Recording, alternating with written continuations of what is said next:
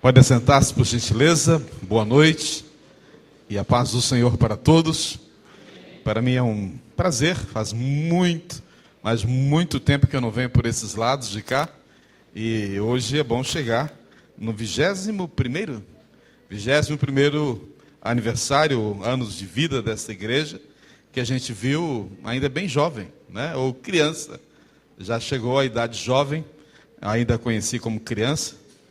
O primeiro pastor foi quem mesmo? Pois é, Rui Vaz. Me lembro ainda, desde esse tempo, vindo por aqui, dirigindo... Isso sim. Mas ele foi o primeiro pastor depois de organizar a igreja, né? Muito bem. Me lembro vindo aqui, dirigir assembleias locais, e para mim é sempre uma honra poder. E estar aqui hoje tem sido também esse prazer de poder compartilhar um pouco daquilo que Deus tem colocado nos nossos corações.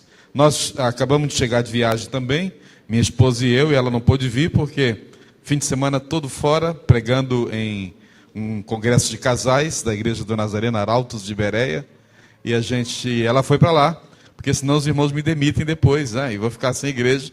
Então ela foi lá dar uma ajudinha, uma brincadeira, mas ela foi estar com a família e os filhos e a igreja nesse momento. Eu quero convidá-los a abrirem suas Bíblias em 1 Tessalonicenses, capítulo 3. Eu vou ler o texto bíblico numa linguagem viva ou atualizada. Uma linguagem viva, essas novas linguagens assim, mais acessíveis. E eu gostaria que os irmãos prestassem bem atenção na leitura desse texto. E eu particularmente gosto muito de fazer essas leituras de forma a que ela, já por si só, ela traga para nós os ensinamentos que nós precisamos. Os irmãos vão de convir conosco, que muitas vezes ficamos muito nas nossas palavras, e as nossas palavras não são suficientes para manifestar a grande graça que Deus tem derramado, ou quer derramar aos nossos corações. Portanto, a sua palavra ela é muito importante. Eu me lembro que quando estudava ainda o fundamental, e depois o nível médio, havia uma preocupação nas escolas da gente fazer leitura. Não sei quem lembra disso, mas a gente ficava em pé na sala de aula e tinha que fazer leitura. E a professora corrigia as nossas leituras. E a leitura bem feita, ela já traz assim coisas maravilhosas. E eu quero fazer essa leitura hoje como se fosse a leitura de um poema. A leitura de um trecho que certamente ele vai trazer coisas maravilhosas para nós. Vamos lá, capítulo 3, versículo de número 1, diz assim: Por isso, quando não podemos mais suportar, achamos por bem permanecer sozinhos em Atenas.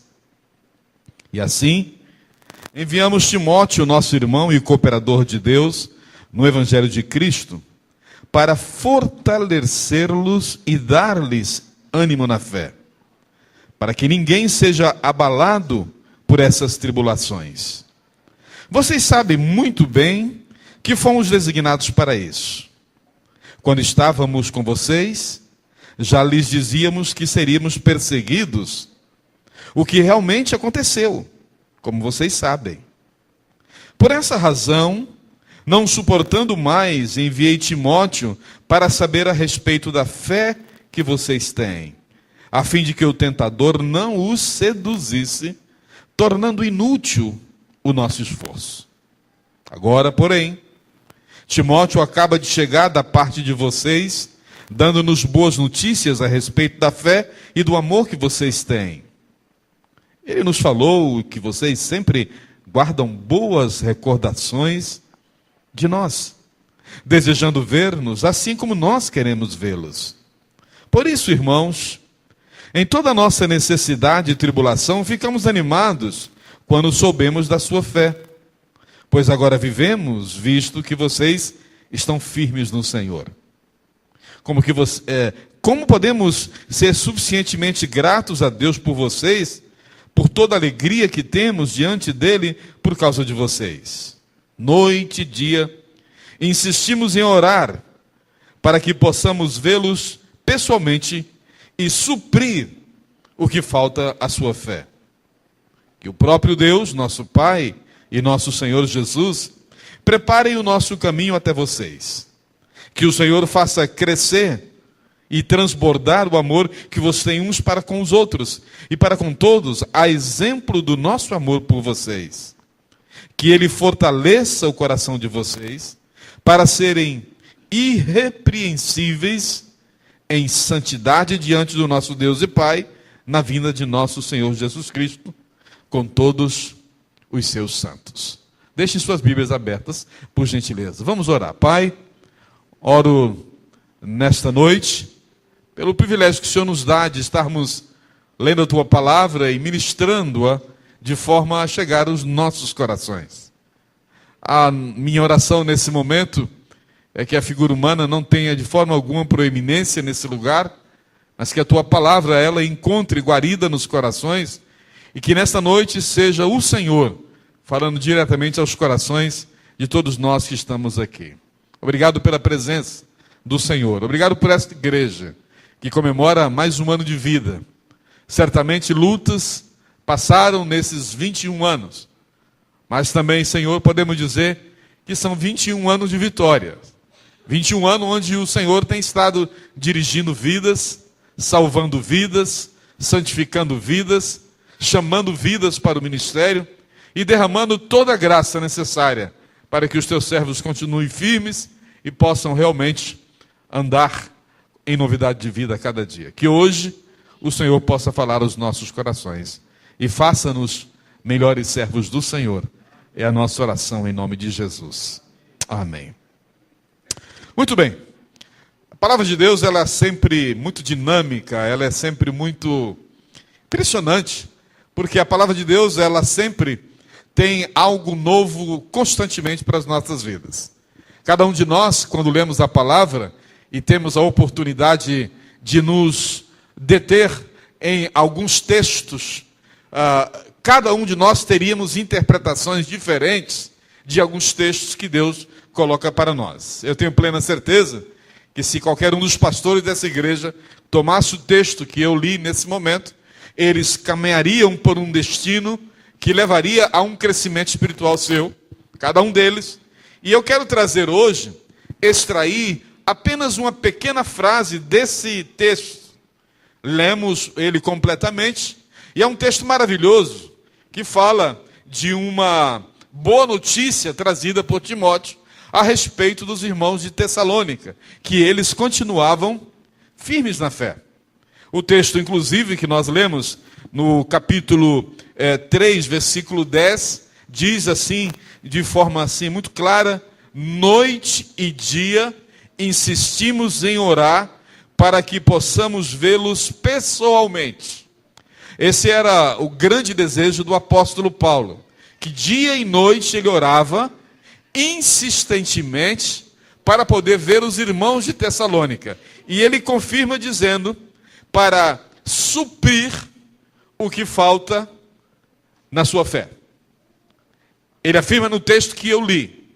Mas talvez no texto que você está lendo aí, tem uma versão diferente que diz assim: para vos ver pessoalmente, só essa parte eu vou pegar, a parte B do versículo, e reparar as deficiências da vossa fé.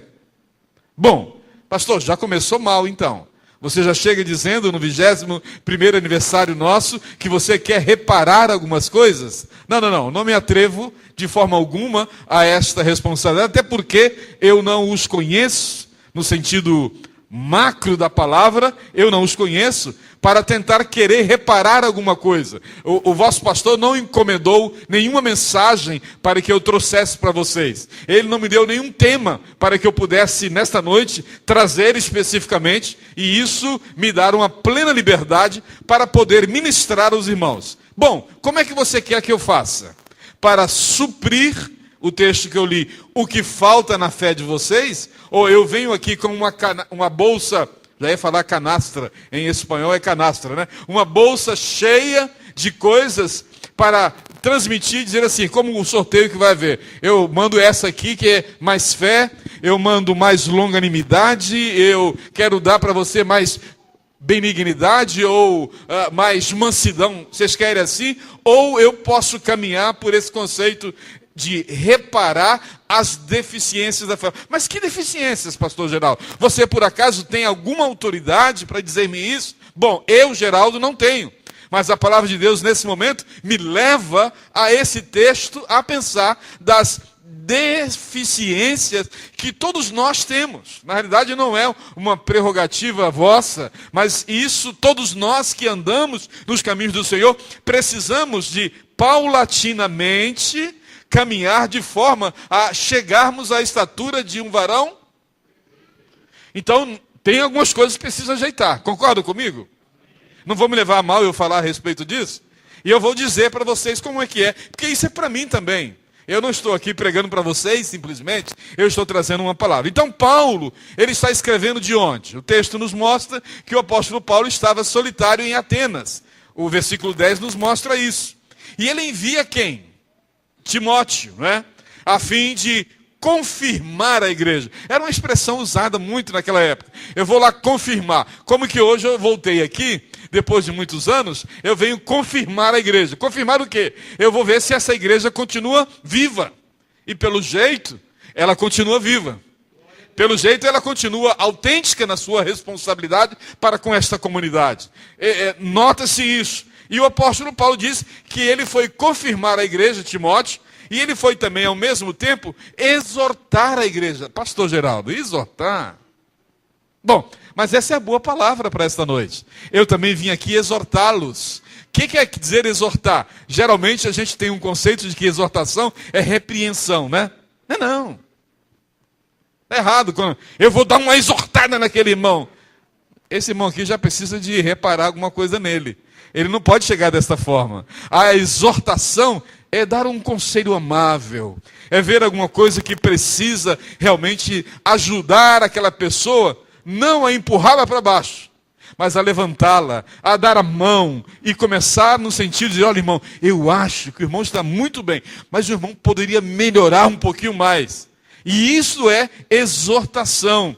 E ele fala também no texto que ele veio reparar algumas deficiências da fé. E o que eu noto aqui na leitura é que Paulo se retrata nesse momento de que ele estava orando com máximo empenho, noite e dia, para estar pessoalmente com a igreja. Paulo não teve o privilégio de estar naquele momento pessoalmente com a igreja, a fim de reparar essas deficiências espirituais que estavam acontecendo naquela igreja. Mas sabe, meus irmãos, fica muito claro aqui para mim, não é, entender que eu preciso fazer uma indagação, eu preciso fazer uma pergunta nesse momento. Porque ao ler um texto como esse, começa eu a ficar pensando, se essa igreja de Tessalônica, sabemos, era modelo. Porque quem estuda as igrejas vai notar que Tessalônica era uma igreja modelo, uma igreja padrão. Como é que esta igreja precisa de reparar a sua fé? Ou como é que essa igreja precisa ainda de suprimento na falta de fé dessa igreja? Essa é a indagação que eu tenho. É a pergunta que vem para mim. Sabe, essa igreja nos leva a entender e nos chega até uma conclusão de que não importa quantos anos temos no Evangelho. Não importa. Não importa o conhecimento bíblico que eu tenha. Não importa. Mas eu preciso saber de contínuo, a cada dia, constantemente, sempre eu preciso rever a minha vida à luz das Escrituras Sagradas. Concorda comigo? É como se eu tivesse uma bússola, como é que chama? Lupa, e olhando para a minha própria vida. Talvez eu não teria condição de, pela lupa, fazer isso, mas eu pediria ao pastor Paulo, olha a minha vida. Ele teria alguns critérios para avaliar, à luz das Escrituras, para ver como está a minha vida. Ou talvez uma escaneada. Diz que vai ter um scanner agora, e já tem uma impressora de 3D, não é? Que as coisas saem, já pensou? Vai ter um scanner, eu ouvi falar, que esse scanner vai escanear a gente, e nós vamos poder ver tudo. Seria muito interessante. Imagina no céu, ou na volta de Jesus, ele com um scanner desse. E aí saía toda a realidade. Muito bem. Sempre a gente vai precisar, à luz da palavra de Deus, analisar se nós estamos firmados ou não firmados na palavra. De imediato, 3 pontinhos para você. Eu preciso estar crucificado com Cristo. Senão não dá. Eu preciso estar alicerçado na palavra. Eu preciso estar movido pelo Espírito. Talvez esse scanner vá atrás desses 3 requisitos, ou pré-requisitos, ou essas 3 coisas. Precisamos notar se a nossa vida é cristocêntrica. Não dá para viver neste mundo de qualquer jeito. Cada vez mais está difícil viver o Evangelho nesses dias todos. O que nós aprendemos nesse texto aqui, meus amados irmãos, é que a fé, ela não pode ser estática. A fé não pode ser algo estático, a fé ela é dinâmica. Ela é viva. Ela é algo que está operando constantemente na nossa vida. E Pedro, na sua primeira carta, ele exorta-nos a que cresçamos na graça. Ele diz isso. Cresçamos na graça. Lá no versículo 18 do capítulo 3. Ele diz, cresçamos na graça e no conhecimento do Senhor. Às vezes eu questiono a mim mesmo e fico pensando naquelas minhas coisas da cabeça em que a gente às vezes imagina. Eu fico avaliando e olhando para o momento que vivemos, para a situação que nós estamos vivendo. Como é que nós, como igreja, podemos viver num dia de hoje onde existe tanta depravação, tanta coisa errada, tanta confusão? E eu vejo muitos crentes envolvidos dentro dessa situação que vive o mundo. Quando a palavra de Deus nos exorta a crescermos na graça e no conhecimento. E isto implica, meus irmãos, que eu tenho de me esforçar um pouco, sabe? Achamos muitas vezes quase que a graça de Deus é irresistível. Achamos que a graça de Deus ela é colocada e pelo fato dele ter dito que a graça dele é suficiente na minha vida, eu quase que não me interesso mais em me esforçar por nada, de fazer nada, porque afinal de contas, eu estou salvo, uma vez salvo, sempre salvo, e não adianta mais fazer nada. Não é bem assim. Nós precisamos entender, amados, que é necessário nós nos esforçarmos. Atos 24:16 diz assim, é um texto até que eu tenho como lema na minha vida. Por isso, eu também me esforço por ter sempre uma consciência pura diante de Deus e diante dos homens. É um esforço que eu tenho que fazer. Eu tenho que mostrar ao mundo que sou crente. A Bíblia diz ainda que pelos frutos nós vamos fazer o quê? Conhecer as pessoas. Não é que eu queira julgar, mas a minha própria atitude, ou você julgar sobre a minha pessoa, mas a minha própria atitude vai dar a você subsídio para julgar-me. Embora entendamos, não julgueis, para que não sejamos julgados. Mas nesse ponto é possível julgar, porque aquela pessoa não está realmente crucificada com Cristo. Ela não está alicerçada na palavra, ela não está movida pelo Espírito. Muito bem. E aí eu preciso começar a ver que a leitura da Bíblia é importante para a nossa vida. 21 anos de vida, irmãos. É necessário que a Bíblia continue sendo a única regra de fé e prática dessa igreja. Nós precisamos que essa igreja continue entendendo que o estudo da palavra ele é fundamental a cada dia, o estudo bíblico. É necessário que essa igreja comece a entender que a obediência ao plano máximo de Deus deve ser presente. É necessário que essa igreja continue fazendo palestras, seminários, workshops, oficinas, o que seja, não importa. Ela precisa continuar fazendo e capacitando cada um de nós a entender a possibilidade daquelas 3 coisinhas. Quais são mesmo? Crucificado. Vamos junto lá. Agora é o professor. Crucificados com? Alicerçados na? Movidos pelo? Pouca gente falou. Agora vamos lá que já decoramos. Vamos lá? Primeiro qual é? Crucificados, alicerçados na palavra, movidos pelo Espírito. São 3 coisas fundamentais que os irmãos precisam. Mas esses não são os 3 pontos da mensagem que eu quero deixar. Aí a pergunta vem: quais são os elementos que Deus usa para suprir a nossa fé ou para reparar as deficiências da nossa fé? É isso que eu quero dizer nessa noite. Primeira coisa, a exortação ela é importante. É o que eu vim fazer hoje à noite aqui. O pastor não diz: pastor, vai lá e exorta. Não. Capítulo 3, versículo 2 diz o quê?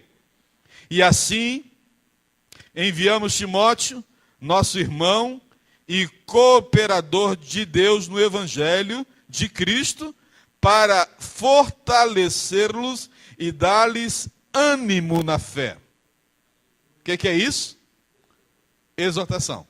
Ele enviou o nosso irmão cooperador, colaborador, parceiro, para ir até a igreja de Tessalônica e olhar no sentido de ser um instrumento de fortalecimento e bom ânimo na fé. É o que eu quero fazer hoje. Para isso eu preciso exortá-los hoje. Essa é a necessidade que eu tenho. Para que a nossa fé seja confirmada através desta exortação. 21 anos pela frente, tem mais. 40 anos pela frente, não sei. Quisera eu que fosse 2. Jesus voltasse logo. Mas não é bem assim. Nós não podemos definir se são 2 anos. Para alguns de nós pode ser amanhã, depois de amanhã, não no sentido que ele vem buscar a igreja, mas nós podemos partir, até eu mesmo posso partir amanhã, para o encontro com ele. Por isso eu preciso estar fundamentado, eu preciso estar confirmado na palavra. Às vezes nós temos que dizer àquele irmãozinho nosso assim: irmão, você precisa crescer um pouco mais. Irmão, você precisa amadurecer um pouco mais. As suas atitudes não correspondem com o nome que você leva na testa. Me permita dizer assim, o nome de Jesus. A tua vida não combina com a palavra. O irmãozinho precisa crescer um pouco mais. Você precisa ter uma fé sólida. Não se deixe levar pelas influências que o mundo está tendo. Não se deixe influenciar por aquele vizinho que tenta toda hora te perseguir por causa do Evangelho. Não deixa, fundamente-se, não deixe ninguém te enganar, não seja levado pelo engano do patrão, da esposa, não. Simplesmente, meu irmão, você precisa amadurecer na fé. E como nós estamos vivendo uma época difícil, irmãos? Eu costumo dizer que quando o Senhor Jesus vier à terra, Ele vai buscar a noiva dele. Ele não vai buscar a igreja dele. Eu digo que a noiva está dentro da igreja. Daqui, alguns poderão ficar. Como lá do castelo também. E é onde nós precisamos começar a nos atentar. Ter uma fé sólida, sabe o que é? É estar vivendo acima das circunstâncias. Quer solidez? Viva acima das circunstâncias.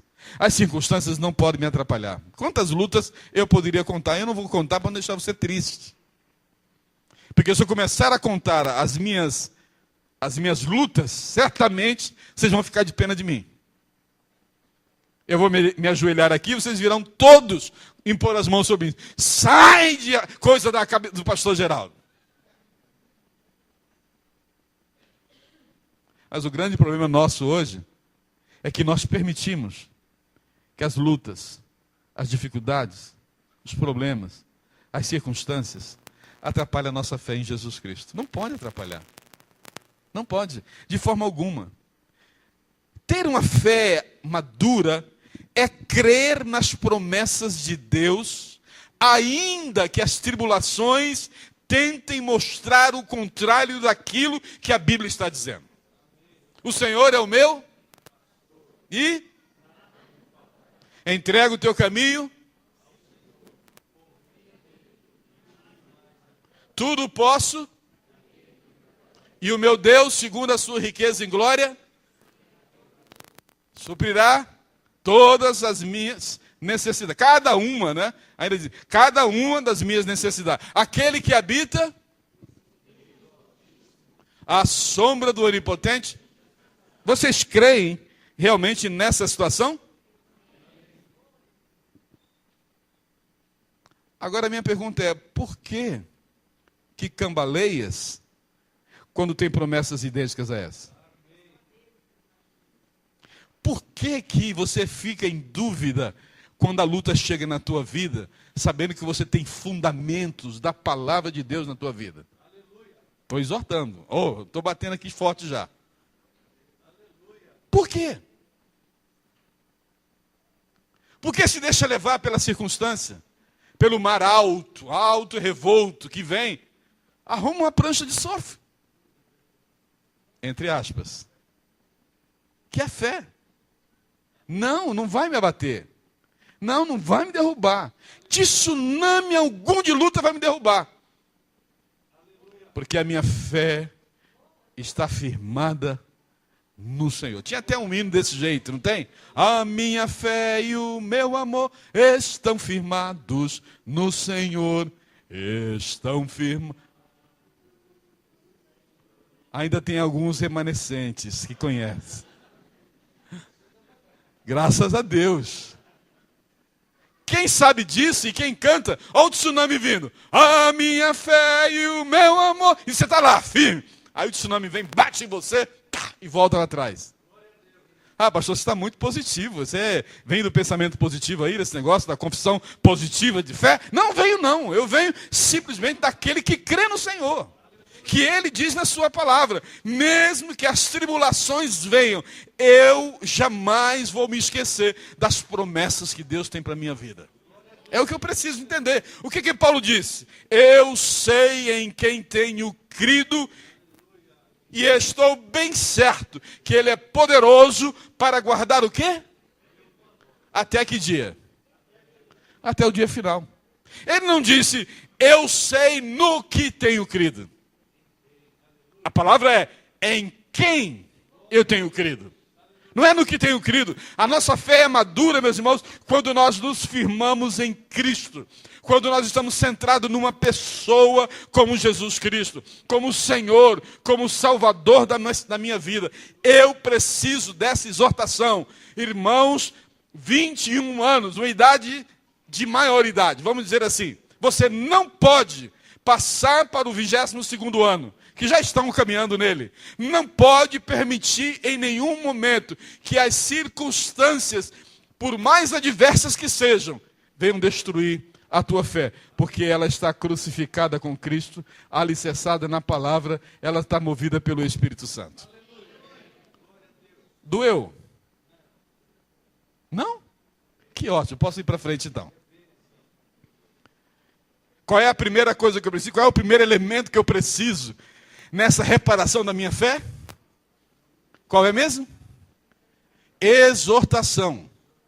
Então, quando o pastor chega para falar, quando o irmão fala contigo, agora, não vai, irmãozinho, daquele jeito lá, enfiando o dedo na cara do outro, não. Porque se você chegar assim para exortar o irmão, isso não é exortação. Isso é crítica destrutiva. Está lá para mostrar o erro dele. Não é isso. Tem amor. A exortação sempre parte de um coração amoroso. O primeiro elemento é esse. O segundo elemento, está aí no versículo 3, diz assim, olha, para que ninguém seja abalado por essas tribulações. Eu não sei qual é a tua tribulação. Quem não tem tribulação aqui, levanta a mão, por favor. Uai, todos têm? Ah, uai sou, né? Todos nós temos. Agora, olha só o que Paulo estava dizendo. Eu estou mandando Timóteo para ver isso. Então, o segundo elemento é tribulação.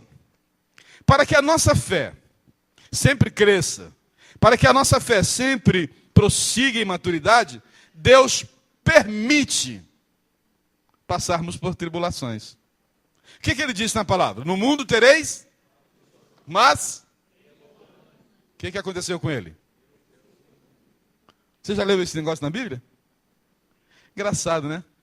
Quando a tribulação vem, o que você faz? Chuta o balde, você briga com a esposa, perdeu o emprego, você está reclamando, a sua esposa... É o que nós enfrentamos hoje. Eu nunca vi um povo de fé, como esse que se diz povo cristão, no momento da luta, ao invés deles irem para frente, dizem assim, não, esse negócio não vai ficar assim não. Isso vai melhorar. Deus está comigo, Ele está em mim. Nós não falamos desse negócio? Esse negócio de batismo com o Espírito Santo, não fala assim? Que o Espírito está onde? Em. Se Ele está em nós, às vezes eu brinco lá no seminário, quem está andando aqui? Quem é? Fala o meu nome. Não, é Jesus. Não é, Geraldo? O Espírito não está em mim? Esse Espírito de quem é? De quem é o Espírito que está em mim? É de Jesus. Claro que é Geraldo que está andando, obviamente. Mas a minha ética, a minha postura, a minha forma de encarar a realidade vai mostrar que em mim habita a divindade. Se a divindade habita em mim, meus amados irmãos, o que eu preciso entender é que a tribulação pode vir. Jó, né, a palavra dizia um cântico, na verdade nem Jó, mas um cântico que foi de uma pessoa que aceitou Jesus, um pastor, eu não me lembro o nome dele agora. Ele canta aquela música assim, cada vez que a minha fé, como é que é mesmo? É provada, tu me dás de crescer um pouco mais. As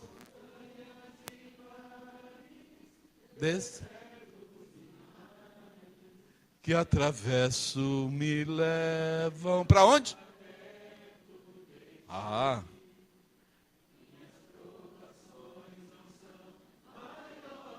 É verdade mesmo? Eu acho que é mentira isso, hein?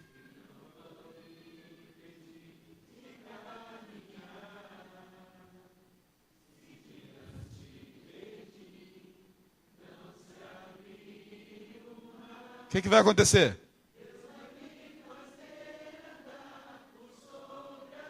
Vai nada, gente. Essa é conversa fiada. Esse pastor, quando escreveu esse negócio aí, ele não sabia o que estava falando, não. Ele não sabia. Isso é uma teoria. É assim que você faz? Não é. Vamos ser francos. É assim que nós fazemos quando vem a luta? Eu me lembro, numa barra pesada que eu enfrentei. 3 meses na cama lá, prostrado. Eu fiz tudo tão certo na minha vida. E a esposa ajoelhada lá. Calma, Geraldo, não é assim. Você fez tudo certo. Não. Agora olha eu como eu estou aqui, com essa depressão profunda que eu estou enfrentando. Tendo que tomar remédio para depressão. Olha só, Vaninha, como é que eu estou agora? Olha os outros. Aí a palavra vem e me dá um tapa na cara desse. Você precisa começar a entender que a tribulação sempre traz a gente mais perto do Senhor. Por mais revolto que o mar esteja, eu tenho que aproveitar a oportunidade de estar perto dele. Eu tenho que entender essa realidade e permitir que ele atue, que ele me use. O que Paulo disse? O meu poder se aperfeiçoa onde? Eu sei que é um paradoxo essas coisas. Eu sei que não dá, às vezes, para a nossa mente finita entender. Mas o que eu preciso captar é que quando Deus permite-se entrar na minha vida e me dá condição de viver com Ele, eu tenho que entender que é Ele quem faz as coisas. Eu sou veículo, eu sou instrumento e submeta-se à sua palavra. Crucificado com Cristo, alicerçado na palavra, movido pelo Espírito. E aí nós conseguimos vitória. É o que nós precisamos entender. Primeira coisa é o quê? Exortação. Segunda coisa são as tribulações que nós passamos, são importantes. E a terceira coisa que eu quero colocar para vocês hoje é a seguinte, versículo 5. Olha só o que diz lá, no verso 5. Por essa razão, não suportando mais... Estava com muita saudade, Paulo, desses irmãos. Não suportando mais a saudade, né?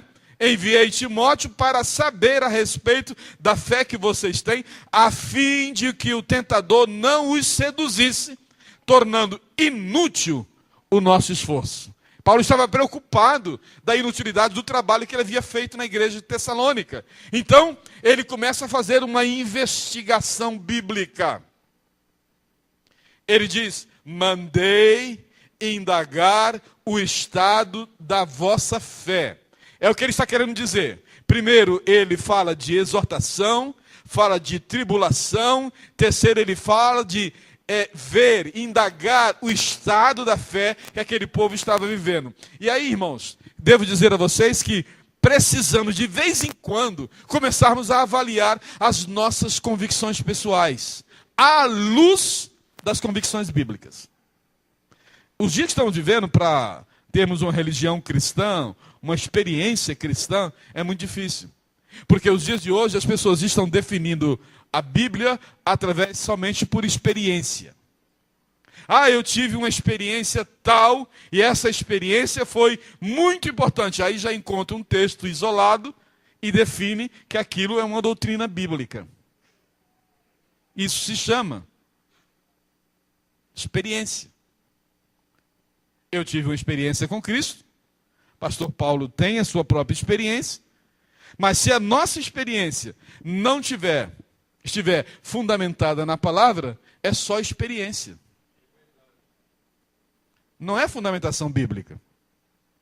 Eu não posso dizer que todo mundo vai ter aquela mesma experiência. Porque eu preciso que a palavra, em primeiro lugar, me dê base para entender. E às vezes até razão também. Eu tenho que entender isso. Estamos no rádio, nós temos um programa depois de uma outra denominação da cidade, eles vêm 2 horas falando o tempo inteiro. E lá estamos nós. Para conseguir pegar a audiência que nós gostaríamos de ter, nós temos que conversar uns 20 minutos para poder a nossa audiência chegar naquele programa. Porque todo mundo dá uma palavra. Outro dia me ligou, quero uma palavra. E eu, não muito acostumado com essa terminologia, palavra? Que palavra eu vou dar para essa irmã? Peguei um texto lá. E o meu Deus, segundo a sua riqueza em glória, vai suprir cada uma da sua... E a irmã ficou feliz da vida. Mas como é que eu vou dar uma palavra se eu nem sei quem está ao outro lado do telefone? Como é que eu vou ser instrumento para aquela pessoa se eu nem sei o que ela está passando? Como é que eu posso chegar e profetizar para a vida dela se eu nem sei quem é aquela pessoa? Por que ela quer uma palavra? Ela vive de palavras? Não podemos viver de palavras, irmãos. Nós vivemos de Cristo na nossa vida. Essa é a palavra que nós vivemos. Dessa nós podemos. Mas da minha palavra é minha. Não é a palavra de Deus necessariamente. A não ser que eu traga dela. E aí eu começo a ver que se eu não tenho convicção da palavra, aí muitos de nós estamos sofrendo circunstâncias difíceis, porque não conhecemos a palavra. Não conhecemos. Aí o pastor Kratz, meu pai no ministério, ele nos levava a decorar os textos sagrados. E era legal. E ele era interessante. Ele foi pastor lá em Nilópolis, foi pastor em Natal. E em Natal eu me lembro dele. Ele me levantava de manhã cedinho. Vamos para a praia, Geraldo? Vamos. E aí lá na praia ele entrava na areia com a Bíblia na mão. E ele ia para a água, entrando, decorando os textos sagrados. O Senhor é o meu pastor, nada me faltará. Ele me faz repousar em pastos verdejantes, guia-me mansamente pelas águas tranquilas, por amor do Senhor. Até onde ele pudesse não molhar a Bíblia, ele entrava. E era o exercício matutino dele. Ele juntava o físico com o exercício da palavra. E é importante. A memorização das Escrituras, hoje cada vez mais as pessoas não sabem mais onde estão os endereços da palavra de Deus. Aí eu me lembro até hoje ainda, que eu decorei em 1980. Efésios 3, 14, 15, 16, 17, 18, 19, 20, 21. Decorou isso no seminário? Por essa causa me ponho de joelho diante do Pai, de quem toma o nome de toda a família, tanto no céu como sobre a terra, para que, segundo a riqueza da sua glória, vos conceda que sejais fortalecidos com poder mediante seu Espírito no interior, e assim habite Cristo nos vossos corações pela fé, estando vós arraigados e alicerçados em amor, a fim de poderes compreender. Eu sei tudo. Não sei toda a Bíblia, eu gostaria de saber como eu sei esse texto. Mas tudo que eu consegui memorizar foi instrumento de Deus, e é um instrumento de Deus para a minha vida. Paulo mandou investigar o estado da fé dos tessalonicenses. Era isso. A preocupação de Paulo era no sentido de evitar que o diabo viesse e levasse aquele trabalho lindo que foi feito ao fracasso. Nós vemos hoje acontecendo isso. A preocupação de Paulo era essa. É de vital importância, irmãos, estarmos investigando o nosso coração. O que Paulo, quando escreveu aos Coríntios, disse lá em 1 Coríntios capítulo 11? Examine-se, pois, o homem Na realidade está dizendo, investigue dentro de você mesmo se você está apto para tomar a ceia. Essa investigação é necessária, não é uma vez por mês só. Constantemente precisamos fazer. É vital a gente começar a sondar, a fim de que possamos nos levantar numa geração que nós estamos vivendo, isentos de culpa. Isentos de culpa. Completamente isentos de culpa. Vivendo na presença de Deus. Uma geração que aguarda a volta do Senhor. Nós não falamos mais disso. Poucas mensagens nós pregamos. E é culpa nossa sobre a volta de Jesus. Não falamos mais muito sobre isso. Mas a Bíblia diz que quando ele voltar, ele vai buscar uma igreja santa e irrepreensível. Diante dele, essa congregação vai ter que estar. É essa a nossa responsabilidade. Portanto, meus amados irmãos, 3 liçõezinhas rápidas. Para concluir agora, já é a conclusão dessa mensagem. Primeiro, fé não é emocional. Me arrepiei, pastor. Olhando ontem o que o Luciano Huck fez com a senhora de Campinas. Quem viu ontem? Alguns pode dizer, irmão, não é pecado ver aquilo lá não. Fique tranquila. Pastor, nem está olhando. Ele está dando as costas para você. Mas eu estava no hotel lá e foi vendo. Uma senhora que teve uma filha fora do casamento. E a criança com 5 dias foi doada para um casal de francês, levaram embora, depois uma confusão danada, e finalmente, depois de 20 anos, 28 anos, aquela moça aparece, aquela senhora fica feliz de ver a filha voltando. Só digo isso. Eu não vi, eu ouvi. Aí minha esposa, você viu ontem? Você só sabe dormir? Nós viemos aqui para o hotel e você está dormindo o tempo inteiro? Eu ouvi tudo, Vaninha. Agora eu estava lá com os meus olhos fechados. E o meu subconsciente estava marcando. Quando ela perguntou, eu contei para ela o negócio. Realmente você viu. Agora, o que nós precisamos entender? A fé, irmãos, não é o que eu sinto. Eu não tenho que sentir. O próprio nome diz, a fé não é emoção. Outra coisa que eu quero dizer. Fé não é simplesmente algo racional, ou um mero assentimento intelectual da sua cabeça, em que você entendeu isso e aí define. Não é o que eu entendo de fé. Eu posso até definir vocês a fé aqui. Hebreus capítulo 11, versículo 1 diz o quê? Ora, a fé é o firme fundamento das coisas que se esperam e a convicção de fatos que se não veem. Linda definição. Mas fica aí na definição? Não, a fé não é emoção, não é o que eu entendo, a fé é o que eu creio. Se a palavra diz que assim vai ser, eu creio na palavra. Se Deus fala para nós alguma coisa, eu creio. Não preciso que caia nada, não preciso de fumaça, de gelo seco, eu não preciso de nada. Eu preciso simplesmente de crer nesta palavra que está sendo colocada, para que eu possa cada dia ir galgando cada vez mais próximo do Senhor. Não é isso que a música que cantamos lá do Cada Vez que a Fé é Aprovada, me dá a chance de me aproximar um pouco mais do Senhor? É isso. Meus amados irmãos, fé não é teoria, não é algo imputado na gente, não é algo que foi imposto. Esse tem fé, aquele não tem. Não, irmãos. Eu não posso atuar assim, é algo experimental. Eu preciso ter a minha própria experiência, eu preciso ter, é um ato de vontade própria. Eu vou exercer a minha fé, seja ela salvadora, seja ela santificadora, seja ela curativa, é uma ação minha, porque do lado de Deus está disposta a cada um de nós. Precisamos crer nas palavras do Senhor Jesus. E aí eu posso dizer, o apóstolo Paulo falava, orando noite e dia, versículo 10, com o máximo empenho, para vos ver pessoalmente e reparar as deficiências da vossa fé. Como é que a gente repara? Exortando.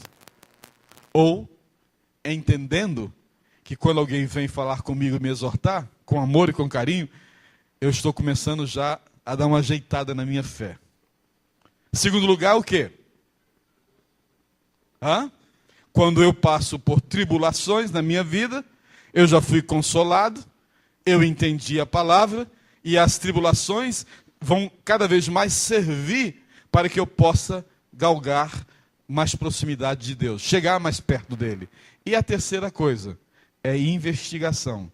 Eu preciso examinar a mim mesmo a cada instante para ver se a minha fé está fundamentada na palavra, se está crucificada com Cristo, se está movida pelo Espírito. O apóstolo Paulo ora noite e dia, com máximo empenho, para que ele pudesse estar pessoalmente e reparar as deficiências da fé. Como ele não pôde ir, ele mandou Timóteo. E como ele disse para mim, irmãos, olha, Geraldo, vai lá e fala com os irmãos do Ouro Verde. Diga isso para ele. Eu gostaria muito de estar perto deles em carne e osso, mas eu não posso estar, então fala com eles para mim. É necessário que vocês entendam isso. Esses dias de aniversário são os melhores dias para que a igreja comece a olhar para dentro de si mesma. Comece a verificar como é que está a sua própria vida. Porque a igreja não são essas quatro paredes. A igreja são os irmãos. Esse lugar aqui, se vocês não estão, é feio pra caramba. Com todo respeito, pastor. Esse lugar fica bonito quando nós estamos dentro dele. Porque quem torna esse lugar lindo é o Espírito Santo em nós. Nós precisamos entender isso, irmãos. Mas não. Saímos daqui hoje, ao ouvir uma palavra como essa, nós vamos para casa e amanhã tem um novo dia.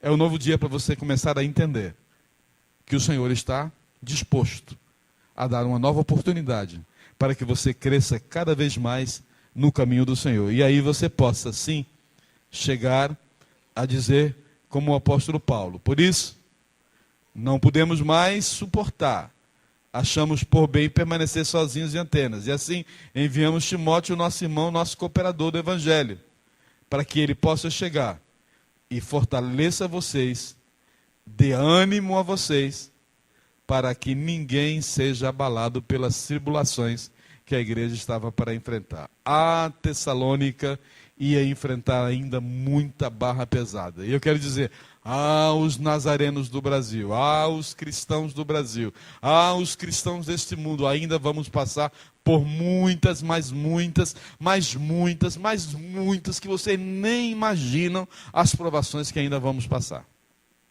O que nós enfrentamos hoje não é nada. Ninguém aqui pode dizer que passa a tribulação. Não pode. A tribulação é o partido, não sei qual é o melhor, ou o menos pior. Não, não é partido. É PT, PSDB, PDS, não tem PDS mais. PMDB, PV, não tem mais, não importa. Qualquer um que entra não traz solução. É Dilma, é Aécio, é Cardoso, é Collor, é Geraldo, é Paulo Bodini. Não adianta. Se nós formos para lá também, nós não vamos conseguir fazer nada. Porque o sistema está enrolado. O Deus desse mundo já tomou posse. Nós não temos condição de mudar aquela história por nós mesmos.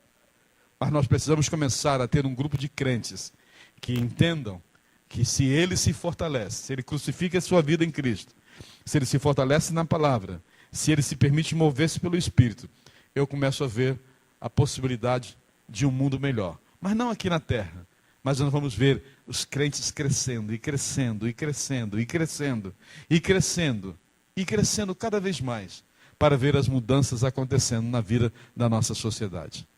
Eu não sei como você chegou hoje aqui, meu querido. Eu não sei como você vê, eu vou lá, porque afinal de contas vamos ter um pregador novo, e sempre tem coisa nova, né? E chega aqui, o cara vem com uma paulada. Ele vem apalcenta as ovelhas do pastor. Não. Eu não estou apalcentando. Eu simplesmente, afinal de contas, somos amigos. Eu não poderia vir aqui para apalcentar vocês. Mas eu vim trazer uma palavra dizendo o seguinte: olha, irmãos,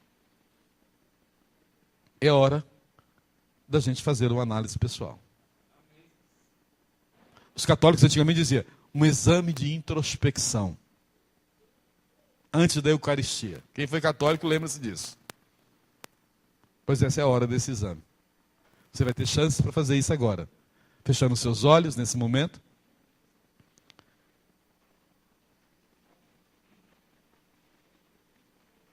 e começando a esquadrinhar o teu íntimo, entrando lá no teu interior, indo verificar o que está acontecendo.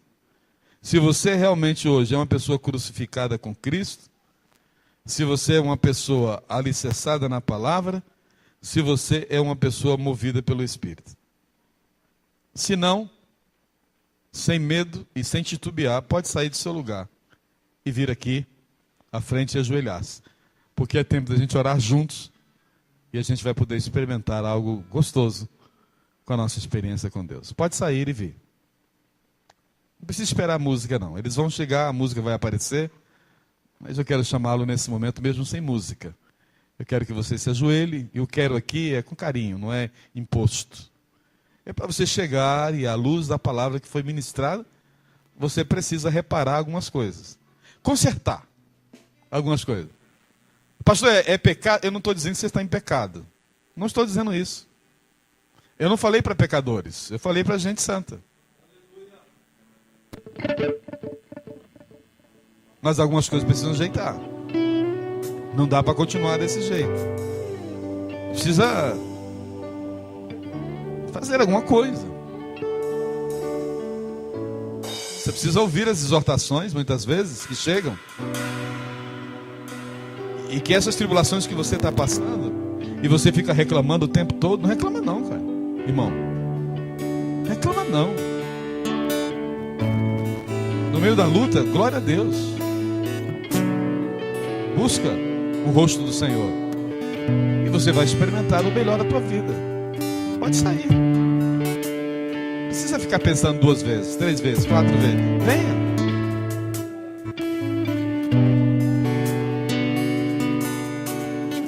E aí, no mover do Espírito, ele começa a lhe dar a condição de viver nesse mundo, sabendo que maior é aquele que está em mim do que aquele que está no mundo. Vamos ficar de pé, por favor, todos.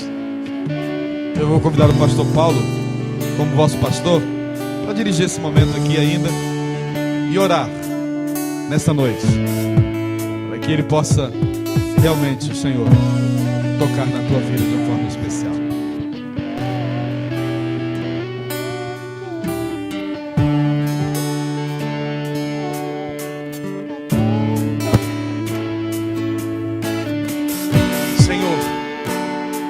Obrigado, meu Deus, porque Tu és o autor e consumador da nossa fé. E diz a Tua Santa Escritura, meu Deus, que nós devemos olhar firmemente para Ti, Senhor. Tu és o alvo, Senhor, da nossa fé, porque a nossa fé foi criada pelo Senhor. Tu és o autor. Tu és também aquele que consumará essa fé que existe em nós, Pai. E ela estará, Senhor, dando frutos nas nossas vidas. Uma vez, Senhor, eu me lembro que Teus servos pediram a Ti, Deus, aumenta-nos a fé. Toca, Senhor, nas nossas vidas. E é isso que nessa noite eu quero orar pela vida de cada um que desafiado foi a chegar aqui à frente, dobrar os seus joelhos, Senhor, e colocar as suas vidas diante do Senhor, meu Deus. As suas vidas para que sejam, Senhor, instrumentos das Tuas mãos. O Senhor habita em cada um destes meus irmãos, Pai. E eles foram, Senhor, nesta noite desafiados, Pai, a não estarem reclamando das tribulações, a não estar, meu Deus, procurando razões para o que estão passando, ou até desânimo nas circunstâncias que estão vivendo, Senhor, mas para esperar, porque aquele que espera no Senhor alcançará, Pai. Alcançará, Senhor, as Tuas vontades. Para isso, Senhor, sabemos que precisamos renunciar muitas vezes às nossas próprias vontades, Deus. Por isso eu coloco todos estes meus irmãos, Pai, diante do Senhor, Deus, que nessa noite, Pai, foram tocados pela mensagem que o Teu servo enviado com autoridade veio essa noite aqui, Deus. E no nome santo e precioso de Jesus, Pai, eu sei que o Senhor está levando pessoas a andarem por sobre as águas. O Senhor está levando talvez pessoas a acordarem o Senhor neste barquinho, Pai. mas em nome do Senhor Jesus, Pai, nós aqui estamos como vitoriosos, porque vitoriosos são aqueles que andam com o Senhor. Vitoriosos são aqueles que estão assumindo nas suas vidas que não sou mais eu quem vivo, mas que o Senhor vive em mim. E este viver que tenho agora na carne, vivo pela fé naquele que morreu por mim e que me salvou, Senhor. Deus amado e eterno e poderoso, toca, Deus, neste povo, Pai, toca em todas as nossas vidas, Deus, e enche-nos, Deus, para que transbordamos na fé, Senhor, nós possamos andar, meu Deus, como ressurretos do Senhor, Pai, aqueles que foram chamados das trevas para a maravilhosa luz, e que nessa noite tomam posição de vida. Nós somos do Senhor, nós lutaremos ao teu lado, nós andaremos contigo, Senhor, porque em nós habita a plenitude da divindade, Pai. Sê, meu Deus, com cada um dos teus servos. Esta noite, Deus, nós sabemos e reconhecemos que existem muitos problemas, mas nós sabemos que o Senhor é muito maior. Como disse o salmista, eu olho para os montes e pergunto, de onde virá o meu socorro? E a resposta é que não são dos montes, é do Senhor que fez os céus, a terra e os montes que nós olhamos. Abençoa, Deus, abençoa-nos, Deus, com a tua santa presença, Pai. E em nome de Jesus, Pai, faz-nos assentar ao teu lado nas regiões celestiais. Em nome de Jesus. Aleluia. Você pode dar uma linda salva de palmas ao Senhor. Até você. Aleluia.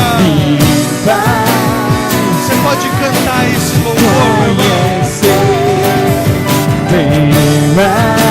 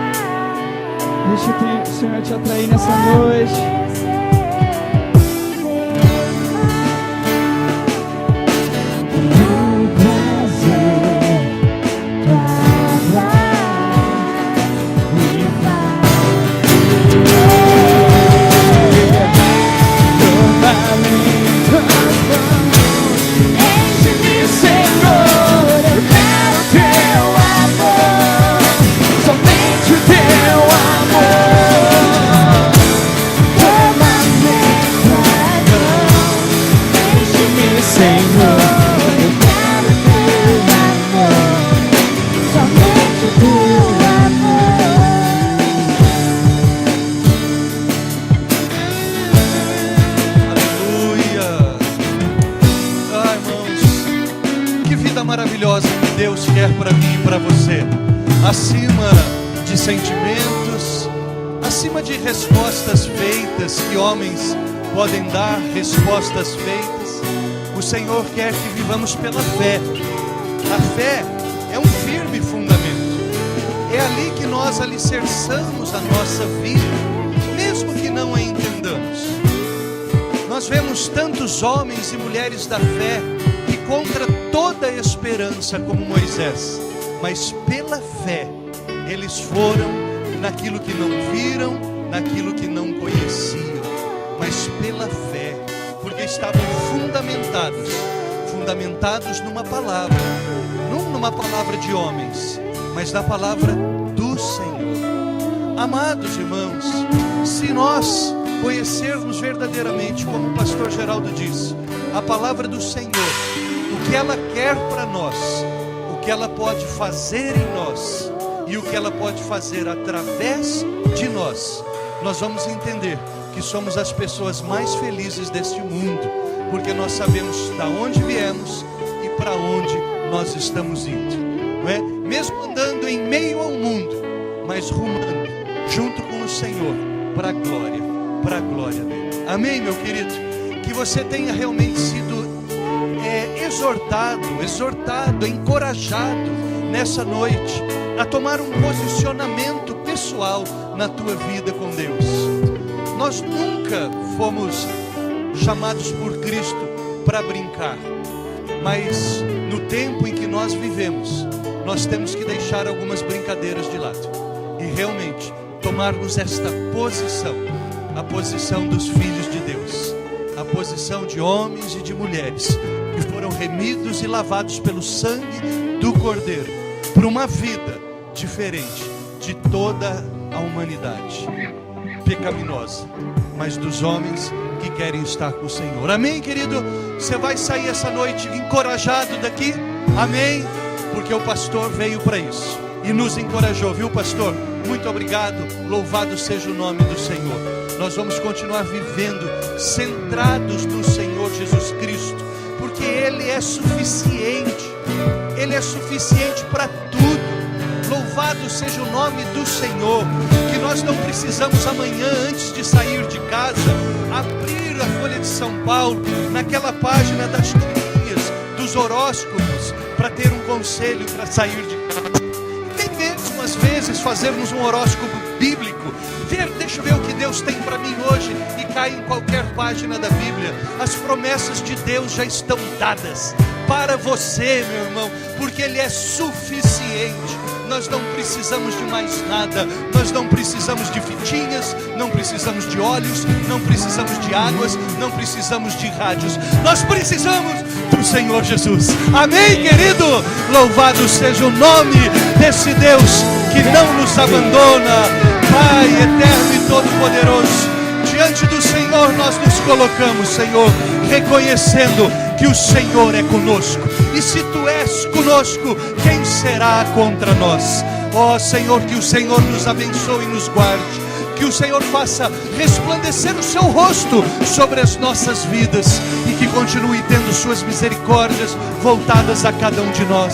Jesus amado, levanta o seu rosto, os teus olhos sobre as nossas vidas e enche-nos da paz, a paz que excede todo o entendimento, Senhor, e que cada dia que nós vivamos pela fé no Senhor, que nos amou e nos transportou do império das trevas para o reino da sua luz. Abençoa-nos, guarda-nos e nos dirige para a honra, glória e louvor do teu santo nome.